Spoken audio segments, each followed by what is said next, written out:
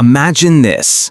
One morning, you wake up and the world's most powerful tech company, the one that runs your search, your maps, your emails, is suddenly on trial for its life. Billions of dollars, political pressure, and the future of the internet itself all hanging in the balance. This is not fiction. This was Google's reality.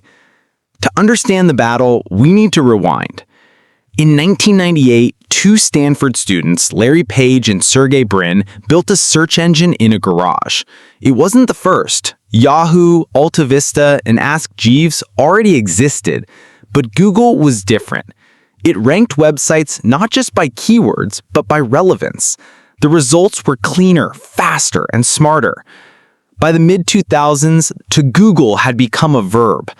The company wasn't just successful, it was the gateway to the internet. Then came the money machine, Google Ads. Advertisers paid to appear next to search results. Billions poured in. By 2010, Google was worth hundreds of billions of dollars, and by 2020, it became one of the first trillion-dollar companies. But with dominance came critics. Governments don't like monopolies, and Google's control of search looked like one. Regulators around the world began circling. The European Union fined Google billions for abusing search results to promote its own products. The US accused it of striking unfair deals with smartphone makers to keep Google Chrome the default browser. Competitors whispered, "Google crushes innovation." Lawmakers shouted, "Break them up." The stage was set for the largest antitrust trial since Microsoft in the 1990s. In 2020, the US Justice Department filed its case. The accusation, Google was illegally protecting its monopoly in search and search advertising. For years, the courtroom drama played out. Google argued, people use our search because it's the best, not because they're forced. The government countered, if you control the defaults, you control the market. Billions of documents, months of testimony, and a simple question. Was Google too powerful for its own good? The world watched, tech companies feared, and investors held their breath. Then came the twist. While the trial raged, Google shifted its focus: AI. In 2023, ChatGPT shook the tech world. Suddenly, search wasn't the only way to find answers.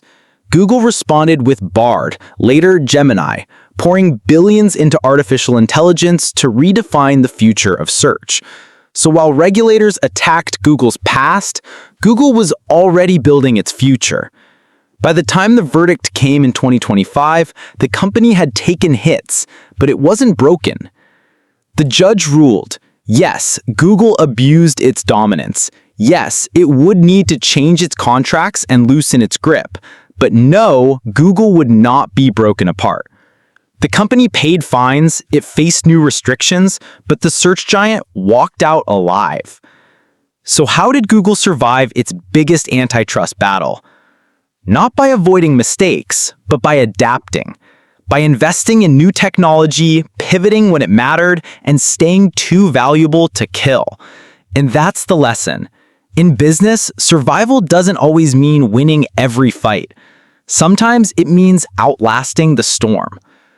Google's story is not just about power, it's about resilience. The rise, the glory, the battle, and the survival. This was Rise and Ruin by Alex. If you enjoyed this story, subscribe. More tales of business empires are coming.